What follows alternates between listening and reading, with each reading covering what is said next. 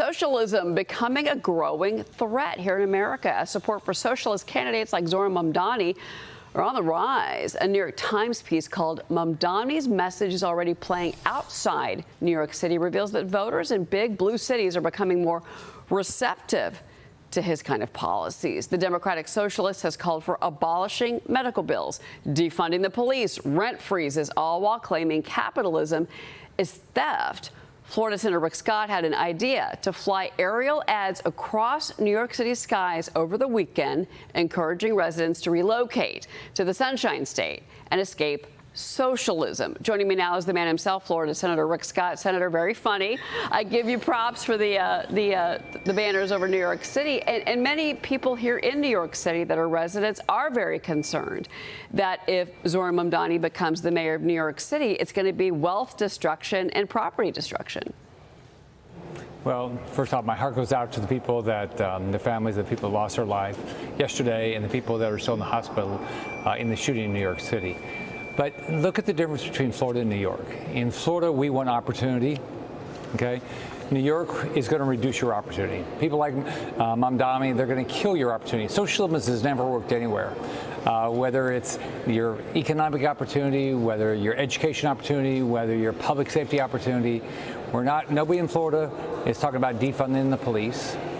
In Florida, we're talking about more jobs. We're talking about making it a place where companies can do well, where you can come, like me, a kid that grew up in public housing, can go be anything they want to be. In New York, it's going to be redistribution of wealth.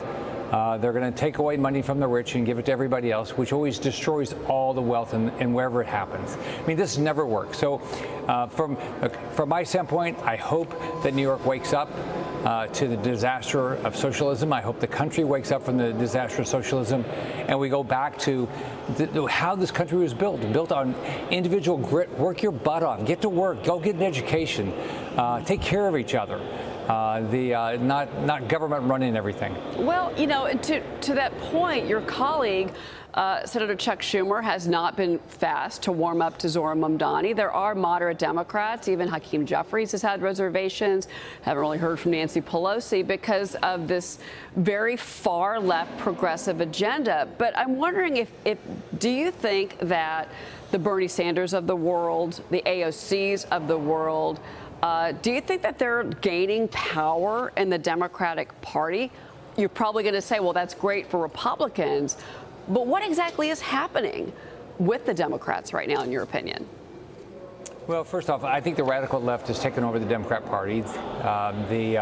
If you're a Democrat and you speak out against socialism, you're ostracized. So it's very difficult. Chuck Schumer might not be embracing, but he's not attacking them.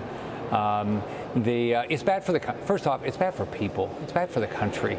This is not what's good to actually show. It's not good for one. It might be good for Republicans, but for the country, for people that want to have opportunity, for people who want their kids to have opportunity, that people want to live in a safe neighborhood. I mean, there's nothing good about socialism. It's always bad. And the only way they stay in power, go look at Cuba, look at Maduro in Venezuela, look at Ortega in Nicaragua. The only way they stay in power is by killing their opponents, imprisoning their opponents. And we see it all over the world. This is what happens. This is the only way socialists can stay in power. And we've heard that from many in Florida, those that are from Venezuela and Cuba. They say this is a dangerous way to go for the nation and people. Let's talk about the business at hand for you right now. You're still in Washington. This is a critical week for the Senate. You're all racing to pass this first funding package before the recess begins Friday. But Senator Majority Leader Thune does want to pass this minibus of 3 appropriations bills this week, and that's funding for commerce, justice, agriculture, the VA, FDA, military construction. Senator, I want to get your take on this because, you know, it looks like, as Senator Thune has said, he's a little concerned about the calendar here, pushback, interference from the Democrats, and also some in your party they're worried about spending. Senator Kennedy, for example, Senator Paul. Where do you think we are right now today with this? Well, number one, we're doing the right thing by taking up appropriations bills. You know, we haven't been doing that since I've been up here. We've not done this at all. I think that's a positive.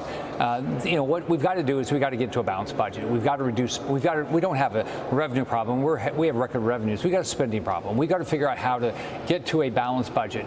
The Trump budget starts that way. So what I want to do with this is make sure we're not spending more than the Trump budget in this regard. And then once we do this, and hopefully we can get this done and not have a continuing resolution, which is what the Democrats want to do, or shut down government, which is what the Democrats want to do. We've got to get these nominations done. We've got, I think, 147 nominations that have gone through committee that still haven't been approved because the Democrats are slowing it down. So we actually have a lot of work to do. I think we're going to have to stay here to get this work done this month. Well, we had Senator Fisher on in the last hour. We talked about the issue of these appointments, and that's the other kind of agenda item here that I wanted to ask you about, because you've got Senator Mike Lee, Senator Chuck Grassley. They're saying either we stay in session, nobody goes home, keep working, because they don't want to see recess appointments put in place. They're kind of pushing back at that. Where are you on that? We got to do one or the other. We've got to stay and stay as long as it takes to get these nominations done, or we've got to adjourn and let the president do recess appointments. We've got to do one or the other. We can't go home, okay, and not finish our job. Our job is to get these nominations done so President Trump has a team to fulfill his agenda. That's what he was elected to do last November.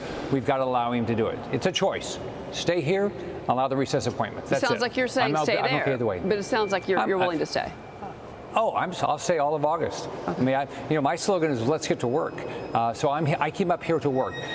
We should be here 5 days a week. We should be doing nominations every day. We should be getting these appropriations bills done so we don't have a government shutdown or a continuing resolution at the end of September. Okay. Before you go, ICE announced they've arrested 214 illegals in Houston. They've been charged or convicted of a sex offense involving a minor is one example.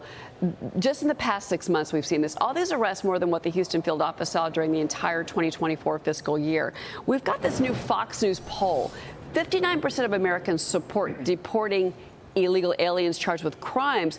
29% say all illegals should be deported, no matter criminal history. Where do you fall in this? Because there are many in our polling that say we're more interested in seeing those criminals deported, not necessarily all. Okay. I'm for legal immigration, not for illegal immigration. What we do know under the Biden administration, the Democrats, they've allowed in terrorists, criminals, and narco traffickers. Drug sales are up. I'm like, who does the crime against a kid? So first off, I'm glad that what the Trump administration is doing is focused on the criminals in this country, but you shouldn't be coming to this country illegally. We've got to create a system where you can come here legally. We have to decide how many people we can afford to come here every year. It should be merit-based, in my opinion. But we cannot allow people to come here legally, and we cannot allow criminals to stay here at all. I mean, to me, this is simple. I want my family, your family, to live in a safe environment. Terrorists, criminals, gang members, I want them out of this country. Same. Well, Senator Rick Scott, it's always a pleasure speaking with you. Thank you for coming on the program. Hope to see you soon. Bye, Cheryl.